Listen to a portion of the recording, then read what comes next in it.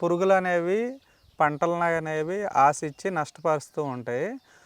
మేమేం చేస్తామంటే ముందుగా ఈ మామిడి తోట సీజన్ ప్రారంభంలో అంటే జూన్ జూలై నెలల్లో ఈ ఘనజీవామృతం వేసుకుంటాము. టైప్ 2 ఘనజీవామృతం వేసుకొని నవధాన్యాలు జీలుగా, జనుము, పెసర, పెళ్లి పెసర, అలసంద, బొబ్బర్లు, జనుము ఇట్లా 9 రకాల పచ్చి రొట్టె ఎరువుల్ని పొలంలో వేసి బాగా ఎదగనిచ్చి వాటిని ఆవులతో పొలం అంతా మేపిన తర్వాత తర్వాత భూమిని కలిగి దున్నేసుకుంటాము. ఈ వర్షాకాలం సీజన్లో నెలకి ఒక 2 సార్లు చొప్పున జీవామృతం అనేది చెట్టు మొదట్లో ఇస్తాము.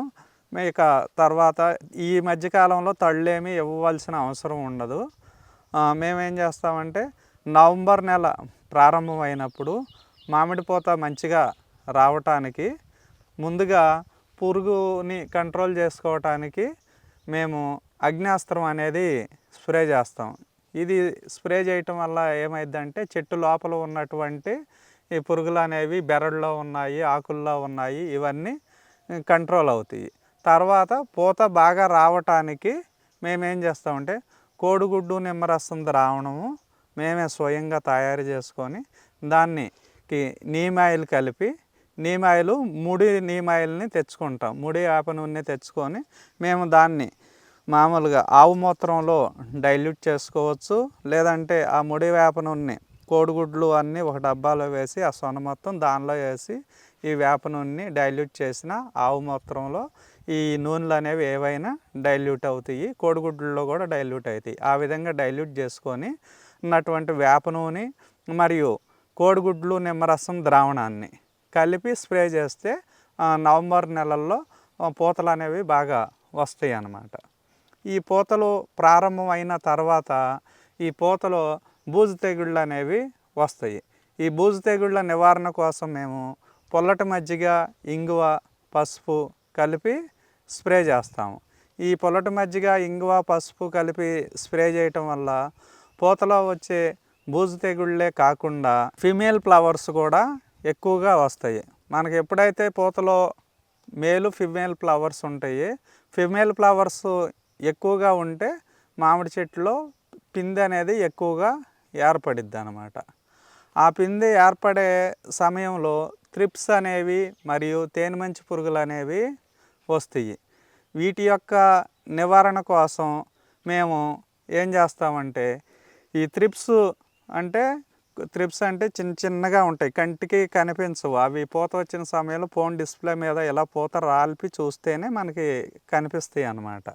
ఆ త్రిప్స్ నివారణకి ఏం చేస్తామంటే మేము ఈ పొలంలో ఉన్నటువంటి మట్టిని 2 అడుగుల పైన ఉన్నటువంటి మట్టి తవ్వి ఒక పక్కన వేసి 2 అడుగుల కింద ఉన్నటువంటి మట్టిని ఒక పట్టా మీద వేసుకొని 2 రోజులు ఆరనిచ్చి ఆరిన మట్టిలో ఒక 10 కేజీల మట్టి విడిగా తీసుకొని దానికి ఒక 1/2 కేజీ ఆముదం కలిపి దాన్ని బాగా కలియబెట్టి ఒక మూట కట్టి 1 గంట సేపు ఉంచిన తర్వాత దాన్ని 200 లీటర్ల డ్రమ్ములో నీళ్ళల్లో వేస్తాము. దాంతోపాటు ఒక 1/2 కేజీ కుంకుటికాయలతో నలగొట్టి రసం తీసిన అటువంటి రసాన్ని కూడా కలుపుతాము. మరియు పొయ్యిలో బూడిద కానీ కట్టెల బూడిద కానీ ఏ రకమైన బూడిదైనా సరే వాడుకోవచ్చు. అది ఒక 4 కేజీలు తీసుకొని ఈ మిశ్రమం మొత్తాన్ని ఒక డ్రమ్ములో వేసి బాగా కలిగి తిప్పిన తర్వాత దాన్ని వేరొక డ్రమ్ములోకి వడగట్టుకొని స్ప్రే చేస్తాం. అలా స్ప్రే చేయటం వల్ల ఈ మామిడిలో వచ్చేటటువంటి ఈ త్రిప్స్ అనేవి కంట్రోల్ అయితే అవుతున్నవి. అదే రసాయనిక విధానంలో అయితే వాళ్ళు చాలా రకాల మందులు స్ప్రే చేస్తారు, వాటికి వేలకు వేలు ఖర్చు అవుతాయి. అయినా సరే కొన్ని సందర్భాల్లో కంట్రోల్ అవ్వని పరిస్థితి అయితే ఉండి రైతులు బాగా నష్టపోతున్నారు.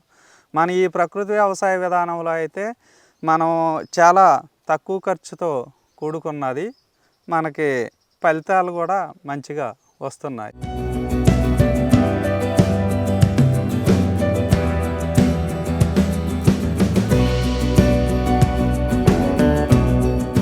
సబ్సాయిల్ విధానం గురించి చెప్పాను కదండి. ఇదేం చేస్తుందంటే మన పొలంలోనే ఇలా 2 అడుగుల మట్టి తవ్వి ఇలా ఒక పక్కన వేసేసుకోవాలి. వేసుకున్న తర్వాత 2 అడుగుల కింద ఉన్న మట్టిని ఇలా ఒక పట్టా మీద వేసుకోవాలి. వేసుకొని అది 2 రోజులు డ్రై అయిన తర్వాత దానిలో ఆముదం అది కలుపుకొని డ్రమ్లో వేసుకొని కలిగి తిప్పుకోవాలి.